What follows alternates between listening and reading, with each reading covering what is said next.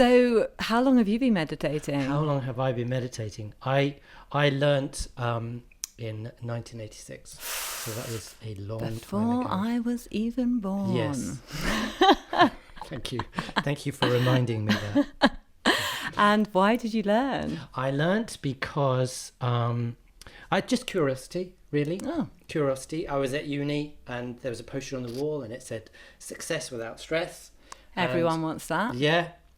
I wasn't interested. I didn't have stress, but I was quite interested in success. Right. So yes. One or the other. Yeah. I went to the talk and it was cool. And the guy got up and his name was Mark. And you were like, I can relate to that. Yeah. I liked him. And I was like, I want what you're on. Nice. Yeah. You've been meditating ever since? Pretty much. Yeah. Yeah. A few, holidays, breaks. And how long have you been a teacher now? I've been a teacher since 1993. So a long time. I was something. born, but only just. Yeah. Amazing. So do you teach full time? Where do you teach? I do. I teach in Brighton. Nice. And I do teach full time. Yeah. Yep. And who's the favourite person that you've ever taught? My What's your best favourite person. story? I don't like to be favoritistic. No, you don't have any favourites. But I suppose the one that stands out the most to me, because I do love music, is local Brighton musician Nick Cave, who I taught. Yes. Yeah. Oh my God, I love Nick Cave. Nick Clegg. Nick Clegg. Nick Clegg. Also does TM though. Nick Clegg. Apparently. Yeah, apparently. Nick Cave, I love him. Yeah. Yeah. So I have to introduce us sometime. Yes. Yeah. Yes. I could do. Yeah. If you come down and he's around. So why are you a TM teacher? Why do you love it so much? Because it did so much for me when I learnt, and I kind of think, well, if I could offer that possibility to other people, that seems like a good thing to do. Okay, so let's backtrack a bit. Okay. So maybe you can just say in like 30 seconds, what is TM? What is it? Transcendental meditation. Well, it's a meditation, of course. Of course. What do we mean by meditation? I would define a meditation as some sort of mental or cognitive exercise or a technique. Something you do with your mind rather than something you do with your body. So it's a meditation, and it's called transcendental because it's a meditation that allows you to transcend, which means go beyond your thinking. It sounds very abstract, but actually it's but it's a very natural and easy method to allow your mind to calm down and eventually come to stillness. And there's loads of different ways you can try to achieve that, but TM is, in my experience, the most easy and effective way to do that. And when your mind becomes more relaxed and eventually comes quiet, then your body also does. So it's very physically and mentally restful when you're meditating. Okay, so maybe you can talk a bit about why is that so good? Obviously, we all want to be rested and feel calm, but what other benefits does it bring? Well, it's very individual because not the philosophy, but the mechanics behind TM are that, in my eyes, rest means repair. So whenever your body is always trying to stay balanced in the rough and tumble of life. And sometimes if things happen, you can either get tired or stressed, one of the two. So you get wear and tear. And the body has a self-repair kind of mechanism, obviously. We sleep in the night, we take holidays, we stop. So it's cycles of rest and activity. If you don't get enough rest, then the body can start to kind of get burdened by tiredness and or stress. TM is a way to give you a kind of an extra dose of restfulness twice a day, to kind of counteract the wear and tear that naturally comes to everyone. So the benefits that people experience are very different because it depends what that wear and tear has done to you. So if someone can't sleep, if they have insomnia, then they might find that TM helps them sleep better. For me, I didn't have insomnia, so it's not relevant, but I was very insecure.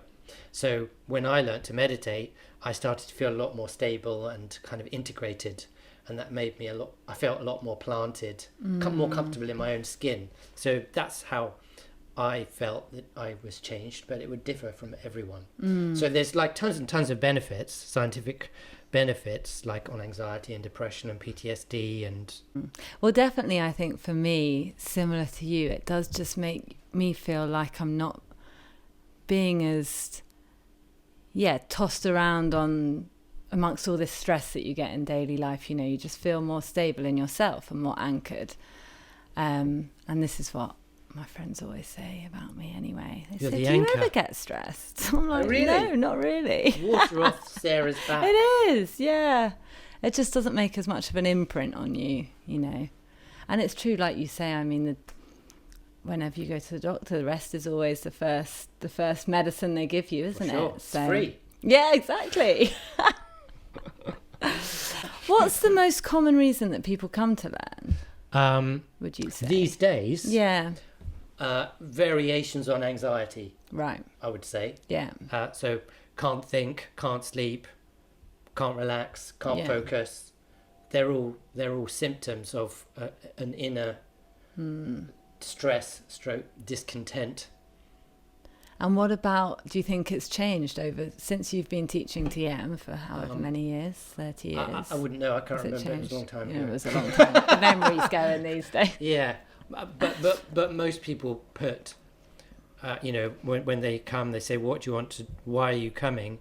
And it's some variation of, I want to be less stressed, less worried, less anxious. Yeah, we are living in an epidemic of stress. Yeah. Where does transcendental meditation come from? Is it like a philosophy, a religion? People often ask that, don't they? Yeah. So I always say that it comes from India because it originated there. Yeah. But it's not Indian. Right. And it's definitely not Hindu. It's not religious. So there's no philosophy. You don't have to believe in anything. You don't have to pray to anyone. You don't have to worship anything. You don't have to sort of learn a load of whatever stuff. Good. You just sit and meditate and get on with your life.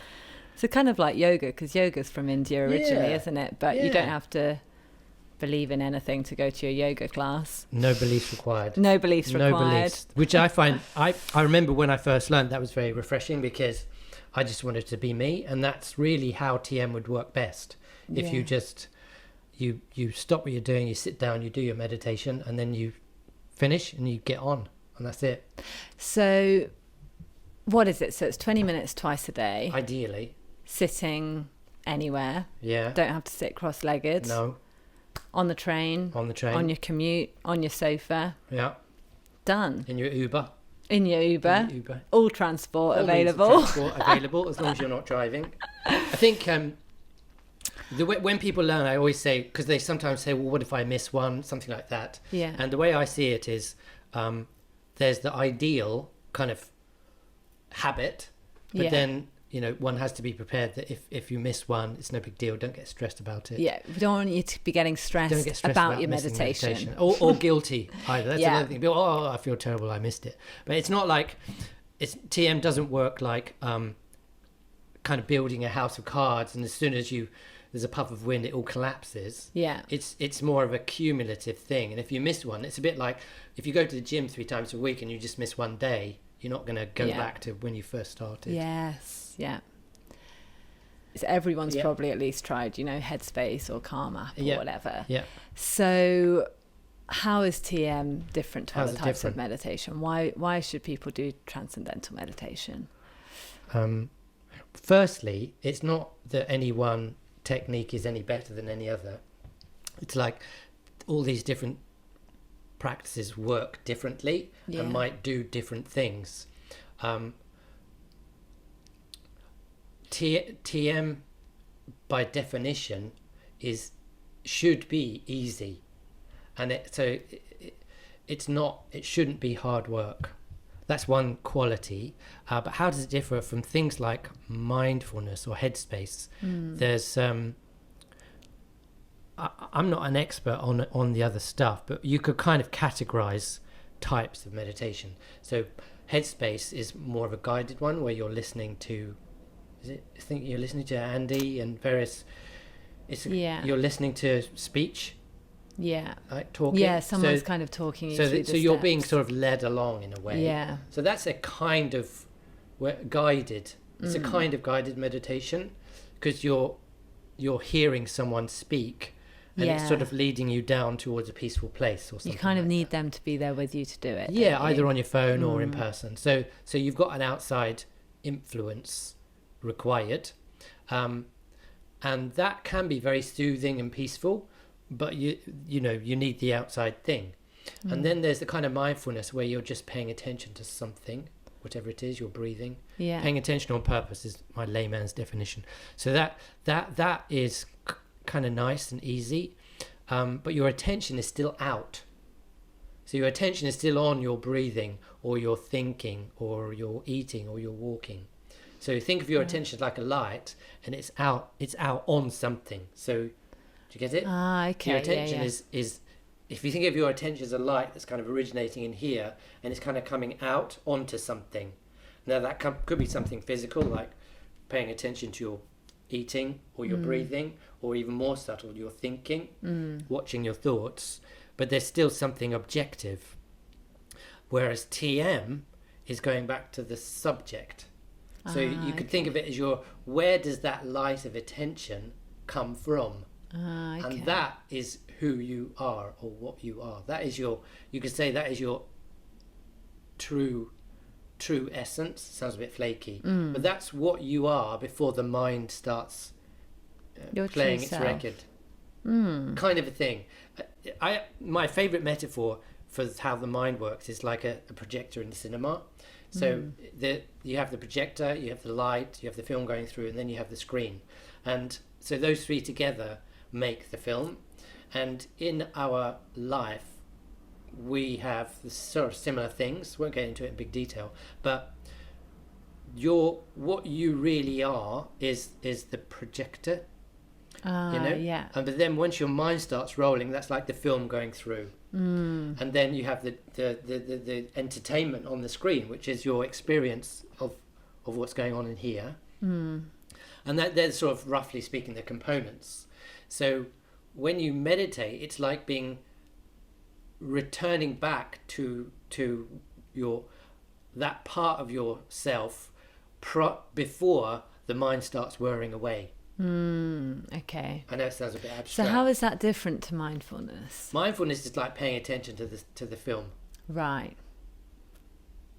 And not resisting it, which can be really helpful, because a lot of people get perturbed by their thoughts. Their thoughts are the source of their worries, of their depressions, of whatever, and so it's stressful.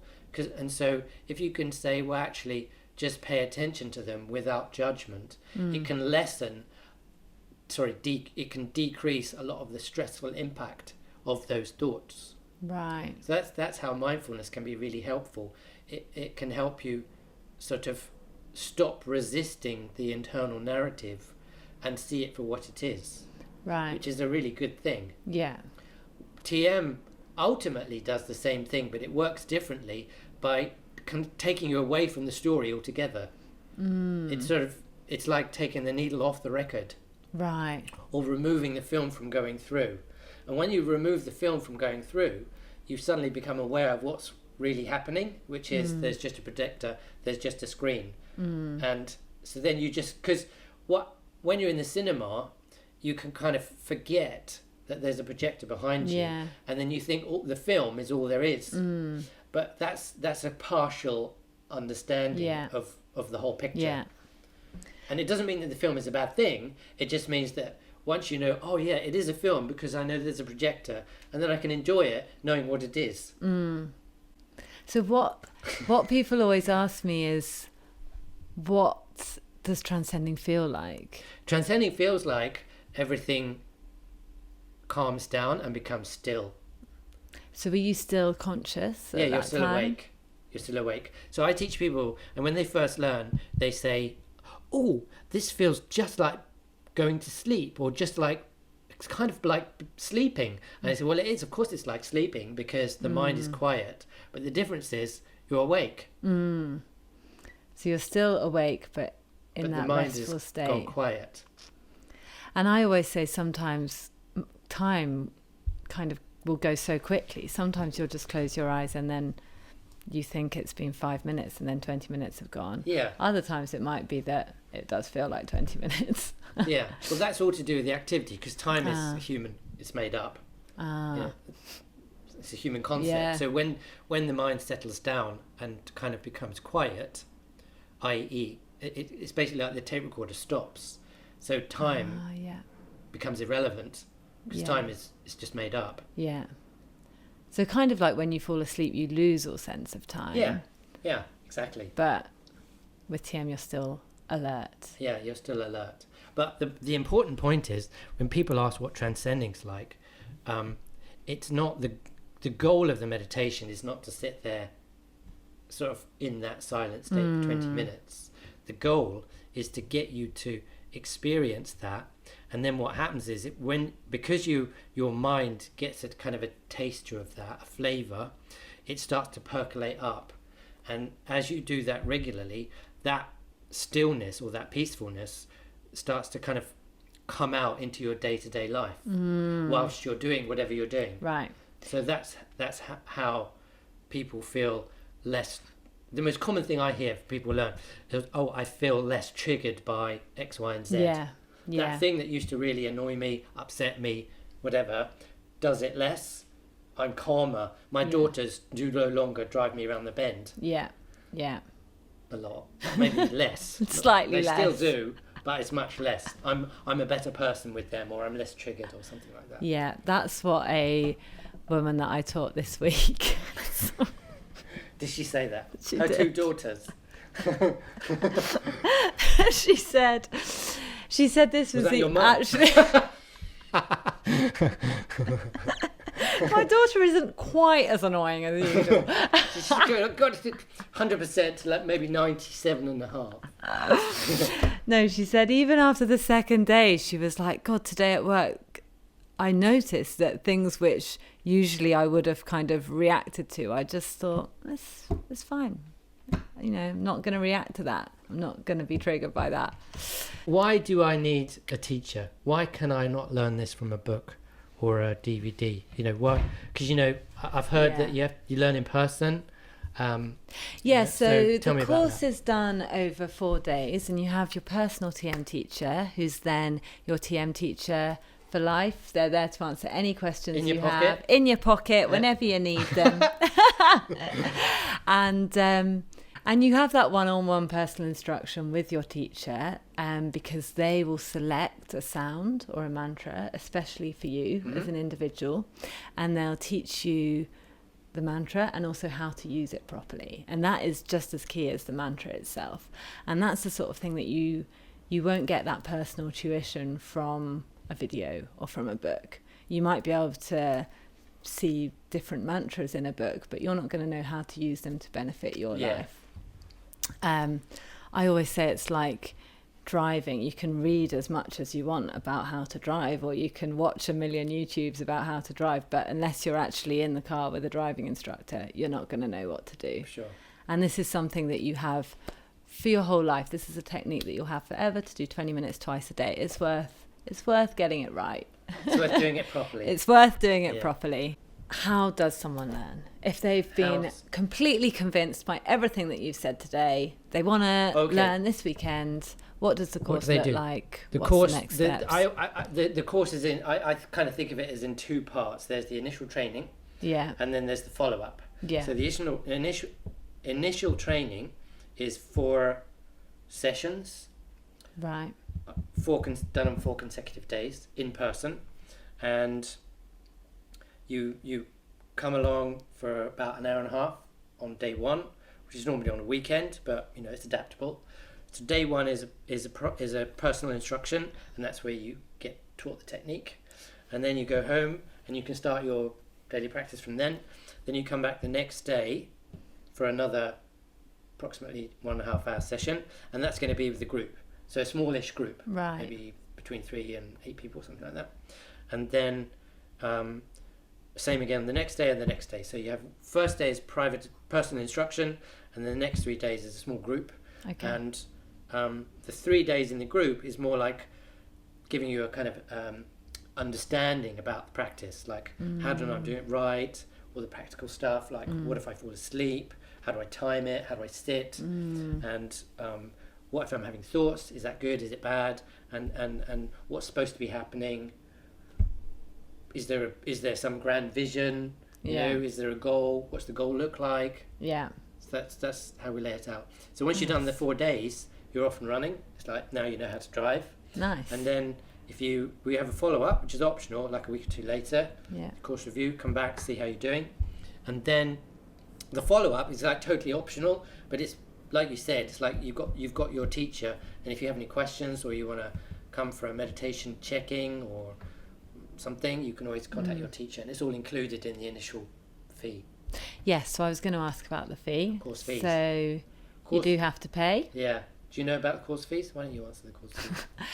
So can people learn it from a book or from YouTube? You know, there's so much meditation out on YouTube and things. Why can't you learn TM through that? You could try, but my experience is that, and it's understandable that you want to try, because, you know, why would you pay for something if you don't have to? Yeah. So if you could go on YouTube and like how to do TM or something, then yes, you could try. But I would suspect you wouldn't be doing it right, because in my experience, most people have preconceptions about what correct meditation feels like and what should be happening.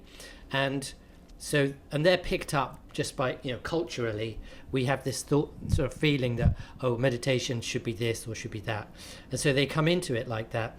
And then because that's not their experience, they think, oh, it's not working, I'm doing it wrong, it doesn't work, blah, blah, blah. So the value of the course and why you can't really learn from a book is that you need someone in real time, i.e. a teacher, to steer you towards the correct experience and then tell you that that's the correct experience. Because otherwise you're kind of in the dark. You're always going to be wondering if this is right or not.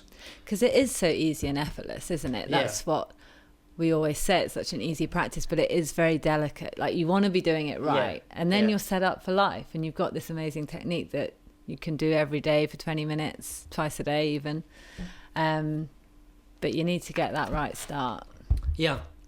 So how much does it cost? Oh, how much does it cost? So we teach in this country, where TM is sort of structured under an educational charity, and we try to do a structure whereby it's possible for pretty much everyone to learn if they want to. And so it's tiered, the fees are tiered, it's a tiered structure according to people's income.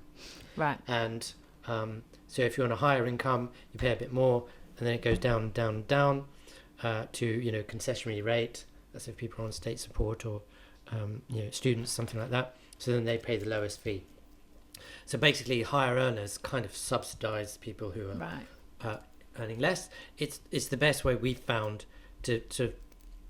There's always going to be. It's never going to be perfect, but that's the way we've found that works best. And you know, if someone really can't afford the lowest fee, then there are sort of grants and bursaries and grants and bursaries that might be available in certain situations, particularly with the David Lynch Foundation.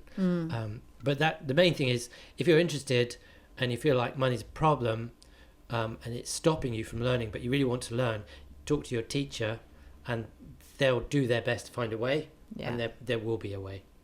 And it's just a one-off fee, isn't it? So you pay that fee when you learn, and then that covers all the support that you get throughout the course, those first 4 days, and then 6 months follow-up. And it's all included. Yeah, it's a one-off lifetime fee, and I would say more accurately the 6 month fee,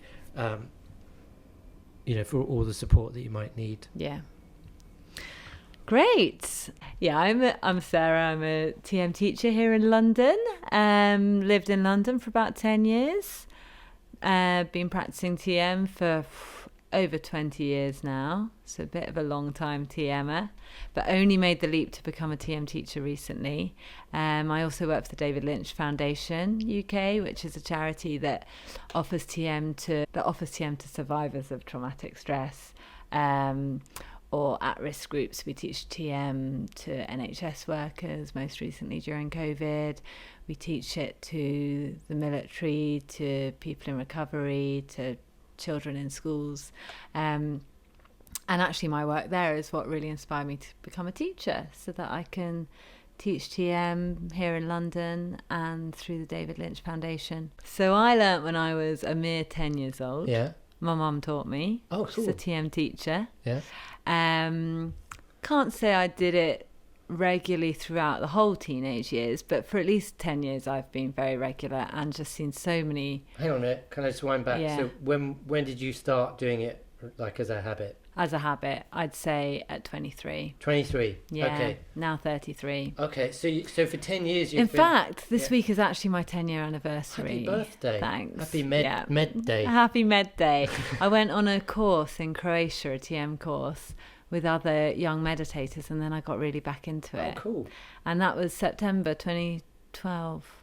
So when you learned when you were 10 years old, Yeah. and then you just maybe you did it a bit or not much. Yeah, I dabbled. Okay, you dabbled. A bit of this, bit of that. It was good. I never didn't like it, but I was a teenager and my mum taught it, so it's not very cool. You rebelled. Is it? I'm a rebel. Yeah, of course. What can I You've say? got to rebel. You've got to establish your identity. I wasn't cool enough to be a rebel. I was just a bit indifferent. Okay, so Anyway. so when you got back to it when you were 23, Yeah. was it just like picking up an old like bicycling again? Was it like instant, and was it good, or what? It was, because I'd done it a little bit. I'd never kind of forgotten how to do it, and it is so easy. You don't really forget how to do it once you've learned.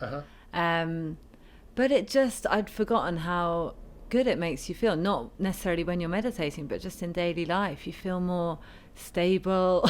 Not that I was unstable during my teenage years. You just feel calmer. You feel less affected by stress in daily life. Okay. And you have more energy, and I just find when I meditate, everything just goes my way. Life is easier. Oh, really? Why would you not want that? Everything goes my way. Everything really? goes my way. Really? That's interesting. Friends say this to me. They say, God, you're so lucky. Like, does anything bad ever happen to you? And I sail through life. I am very lucky. How do you think that happens then? By meditation? Particularly I think transcendental meditation. Transcendental meditation, to be specific. To be specific. I think, well, it's like if you have had a terrible night's sleep, right? Nothing goes your way. Like, you have the worst day the next day. Like, you're so inefficient, everything's going wrong, and you don't have the energy to deal with it. But if you're well rested after a good night's sleep, you're like smashing through your to-do list, everything's going well.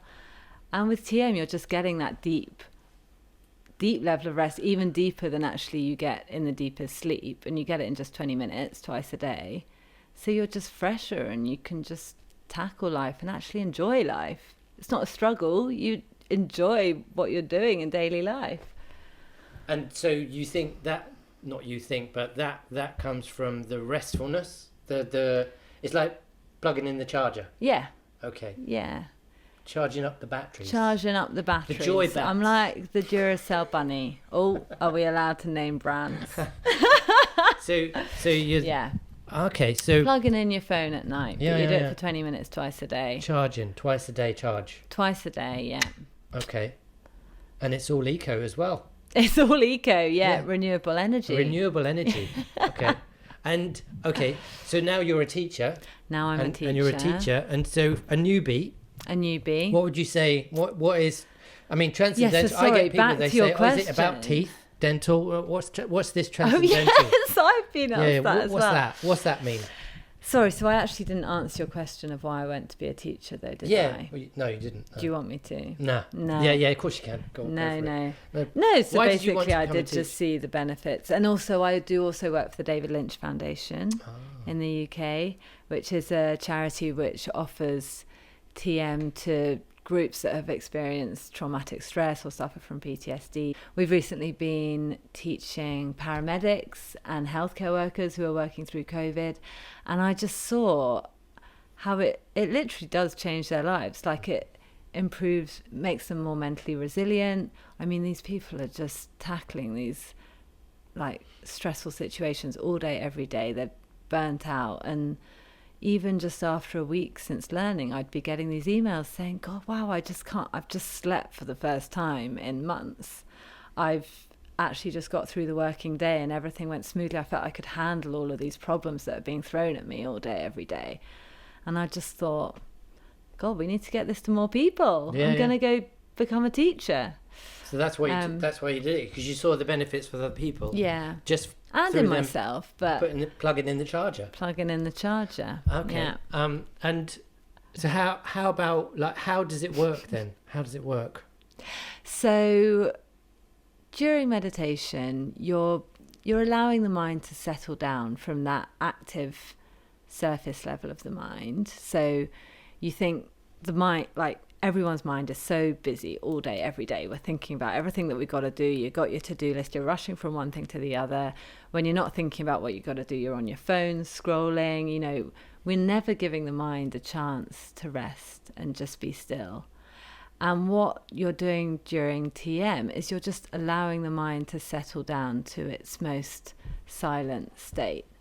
And at that level, the mind and body as well is getting this very deep, unique state of rest. And this has actually been shown, like, there's been research looking at like brainwave coherence when you're practicing TM, and you can see that the mind and body are not only gaining a deep state of rest, but also the mind starts acting in a more coherent way. The brainwave activity all starts acting coherently, and this is unique in Transcendental Meditation. And that brainwave coherence is linked in psychology to things like increased creativity, increased IQ, increased efficiency. All the best things about the brain basically are linked to that increased brainwave coherence that has been shown that you get during TM.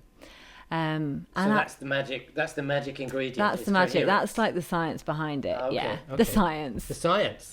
And then when the mind settles down, also your body is getting this deep state of rest as well.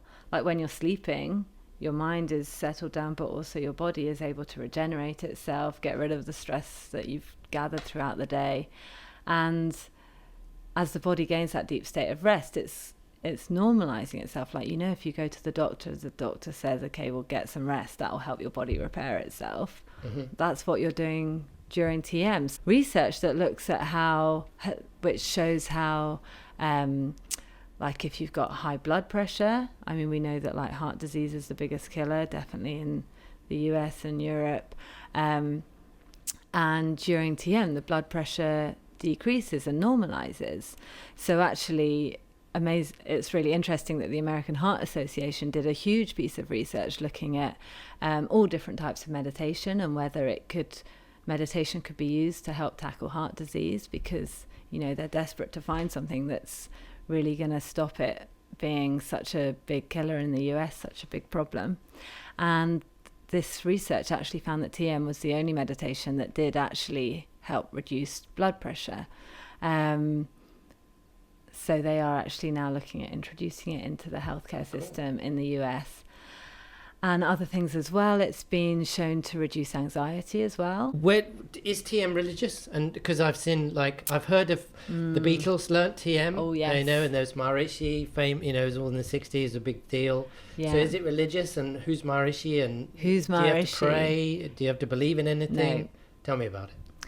Not a religion at all. You don't have to believe in anything. In fact, my favorite thing is to teach people who are so skeptical and have been dragged along to learn by, you know, their partner or whatever, and they're like, okay, fine, I've never done any meditation, but fine, let's give it a go. My friend says it really works or something, and it still works. It always works.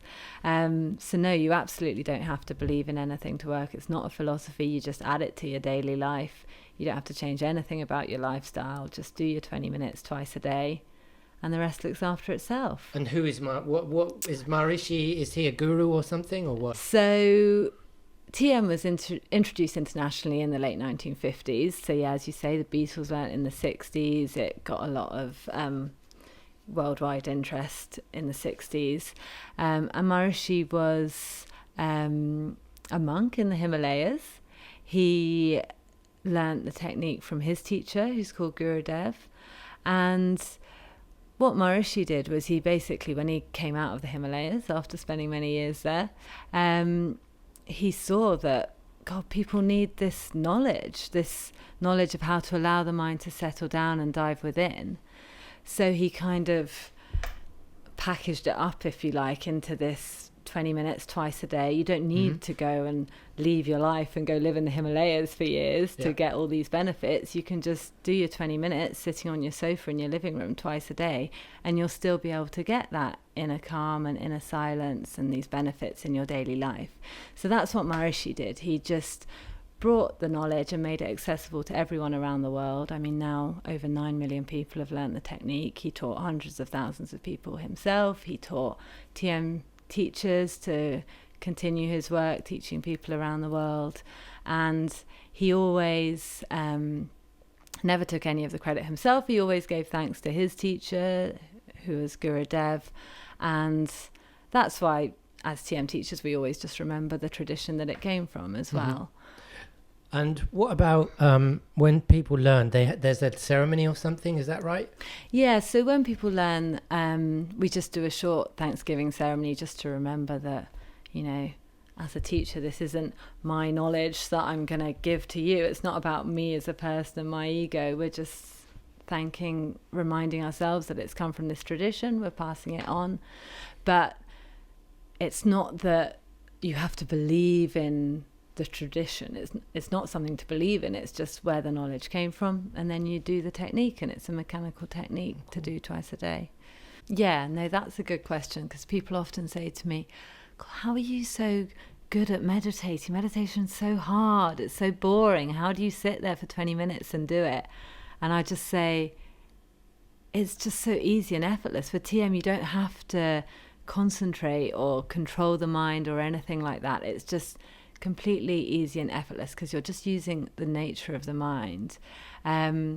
So we use the analogy of like a boat on the ocean. So if you're using, maybe some meditations are concentration techniques, so where you might have to concentrate on, like, focus on a candle or on a word or your breath or something like that. And that's like you're in this boat on the ocean and you're being tossed around in this storm, but you're really focusing on, okay, you've got to stay in the boat, you've got to fight these waves and just stay in that boat and concentrate on keeping afloat in the boat. Or there might be some techniques like mindfulness, where you're kind of just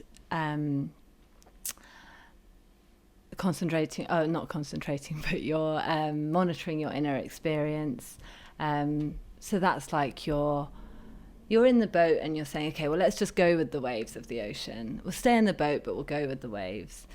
But with Transcendental Meditation, it's like you're jumping off the boat and you're diving down to the bottom of the ocean, where it's completely silent at the depths. And that's effortless. Once you jump off the boat, you're going to the bottom of the ocean. In your experience? I'd say... In your career? I mean, same as you... No. I'd say anxiety, to feel less stressed and to help them sleep. Sleep, yeah. We can say that. It's a big deal, isn't it? Yeah. Well, it goes back to that thing about deep rest. If you're not getting rest at night, even if that rest is just sleep, forget about meditation. If you're not rested, how are you going to, get any enjoyment out of life throughout the day? How are you going to be effective?